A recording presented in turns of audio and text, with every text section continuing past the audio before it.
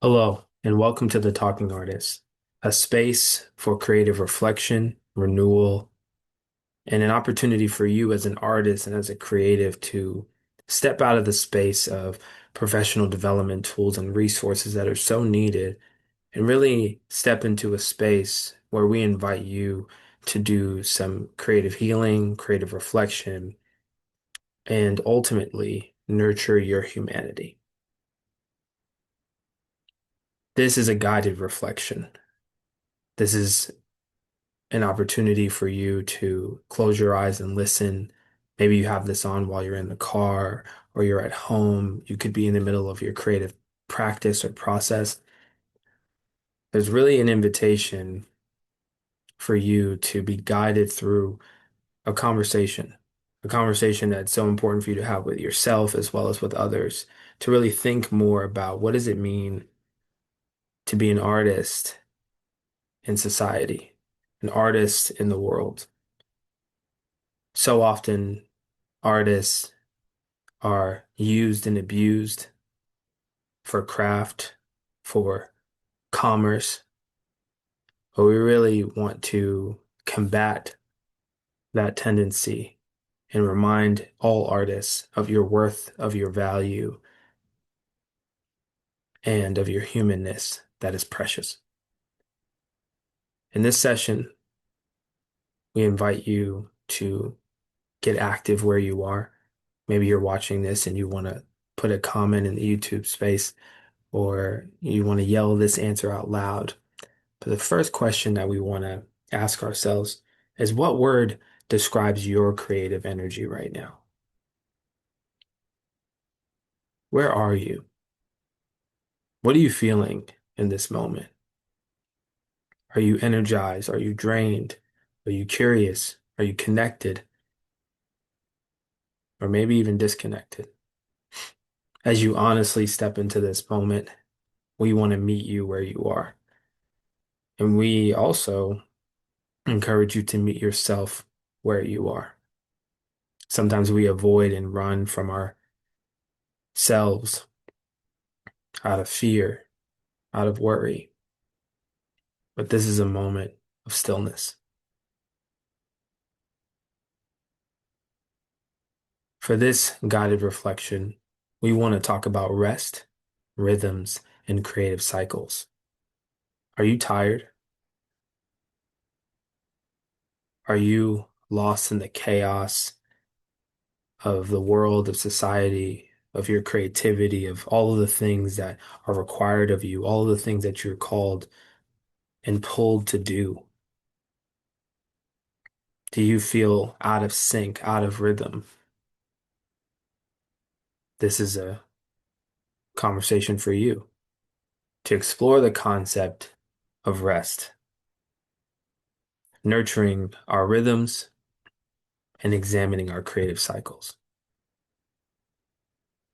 We'd like to operate with this working, living definition of rest. When we say rest in this space, we mean any intentional practice that helps us renew our energy, restore our attention, and reconnect with ourselves, our creativity, or our communities. For many of us, all of those things are intertwined, our community, ourselves, and our attention and our energy. Rest in this context is intentional practice. This is not the moment where you pass out because you've been working so hard and open your eyes and didn't even remember intentionally going to sleep. This is not the moment where your body calls and commands you and forces you to be still. This is something else. This is intentional practice,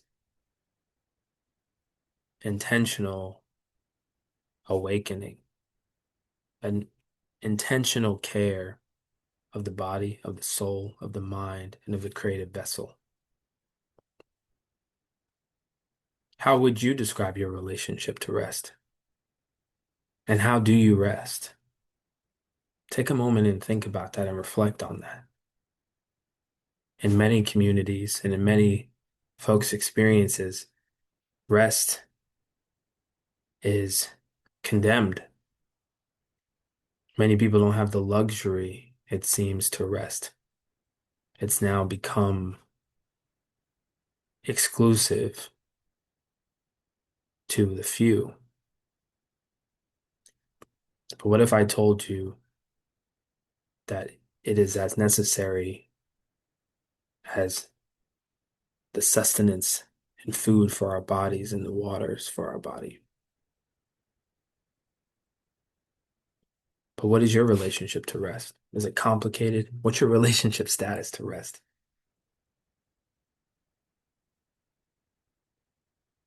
And if someone asks you, how do you do it? Do you have an answer? What does it look like for you to rest?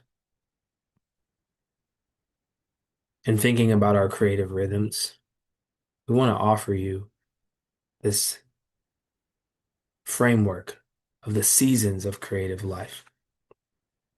As creatives and as artists, as humans, we ebb and flow through many seasons, often simultaneously. It's not linear, but there is a sense of rhythm and pattern. Many of us may be operating from the space of gathering. You're taking in research, ideas, emotions, observing the world, incubating thoughts and ideas and ideologies. You're gathering what you need to make. Some of us may be in the space of experimenting. You've taken those things that you're gathering and you're not quite fully sure what it is that's going to be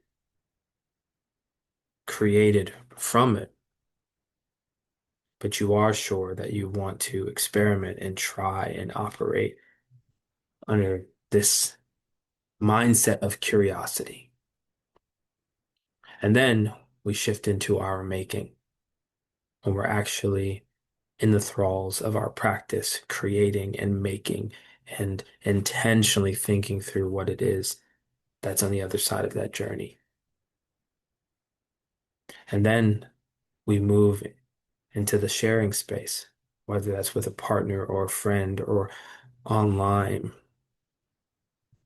Maybe we put up a show or host a screening, have an exhibition. It's so rich and dynamic to be able to share what we've created. And yet, much of society, much of our cultures, different messages tell us that once we share, we must then go back and gather more. Have you felt like what you've done or what you're doing is not enough? What else are you going to make? That was good, but what else do you have? Or maybe you got just enough resources to make it, but now you're back at ground zero, exhausted by this process that's meant to actually be energizing and healing. And could it be that because of the current framework that many of our institutions and societal norms place us in, we neglect to restore. We neglect to rest. Rest from our making, rest from our creative exploration. And when we rest, we are often labeled in ways that are dismissive of the intention, the work, and the value of what just happened, and the miracle of what just happened. Gathering, experimenting, making, sharing, and restoring. So, what does your creative rhythm look like? Take a moment to think about that, whether you're operating out of one creative or artistic discipline, or your interdisciplinary, multidisciplinary, what does your rhythm look like as you dance between these different stages of the rhythms? What does your rhythm look like? Can you name it? Can you identify it? Have you ever paused to take inventory of your creative rhythm? This is your moment.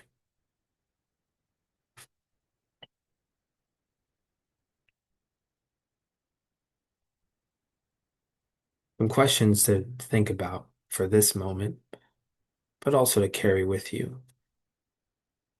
What kinds of rest truly replenish your creativity?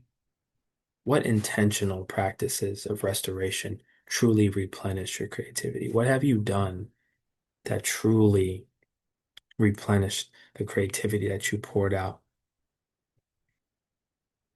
What makes it difficult to give yourself permission to rest? Are there inner voices, external expectations, the pressure to content create, keep relevance, follow the trends? And how can we build creative lives that are sustainable and not just productive? In many artistic spaces, we glorify quantity. How productive are you? How many things are you working on? What are you doing? And many of our institutions put that demand on our artists. You want more money, you need to do more things. Can't afford to live, can't create, can't focus on it. You're not doing enough. All these messages attack our rest.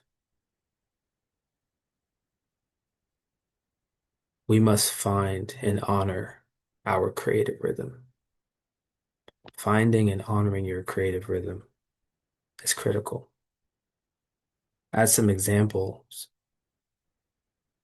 we look at the creative routines of some of the greatest minds, innovators, and creators that have changed the course of human history. The great Maya Angelou created space to create and work that was not necessarily her home. She had a partner that she could read to.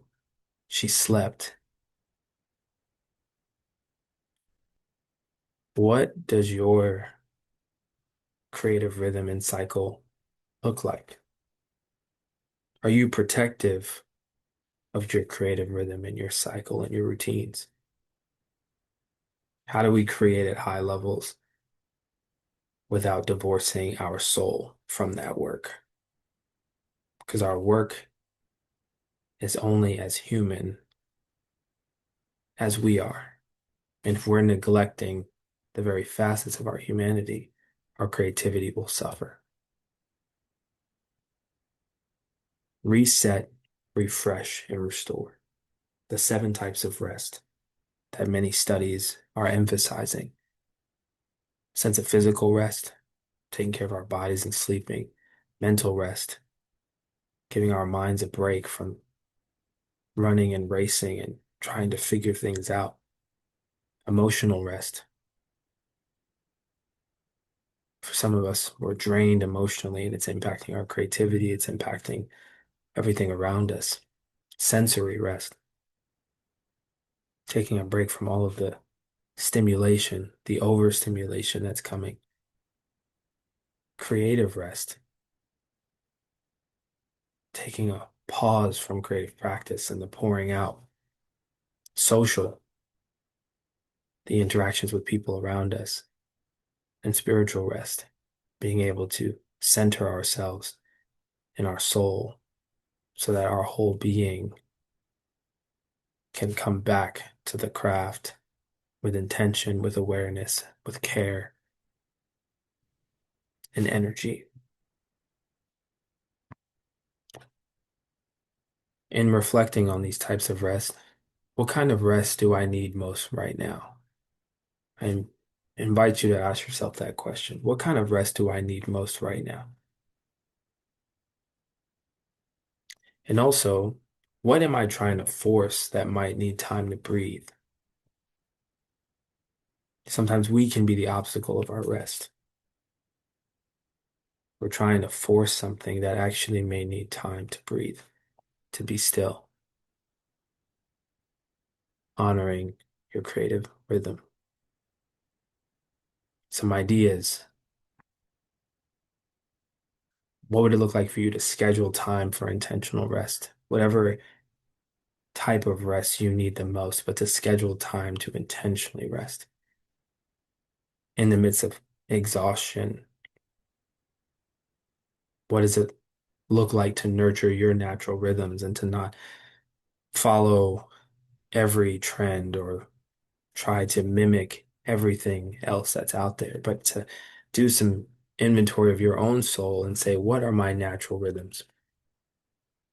Embracing fallow season and thinking about this through the agricultural lens. Just as the fields need time to replenish, our creative lives have seasons of observation, incubation, and needing that restoration. What does it look like to capture ideas, write them down, but not acting on them right away, not putting pressure on yourself to produce and perform consistently? What does it look like for you to explore restorative activities? What genuinely restores you?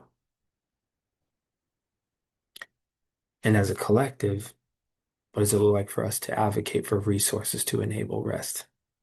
For we know that a lot of what gets in our way as artists to rest is the very fact that resources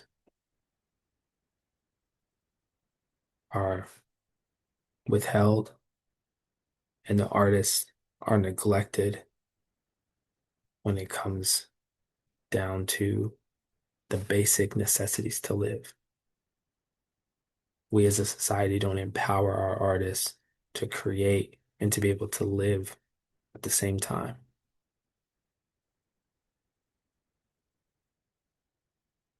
The focus becomes so much on making a living that we neglect to make a life worth living.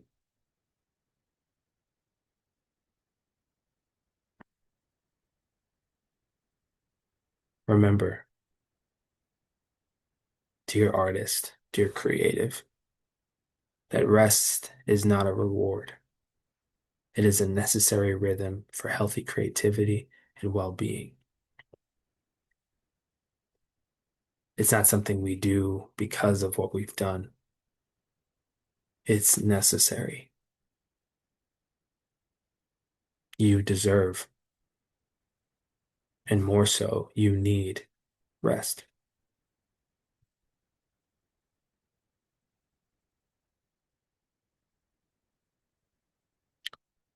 This was a guided reflection brought to you by the Connecticut Office of the Arts as we think about rest, our creative cycles, and rhythm. Please leave a comment below if this impacted you or was helpful. Stay connected with us. Share this with someone else who needs it, and feel free to revisit it as well. Remember, rest is not a reward, it is necessary.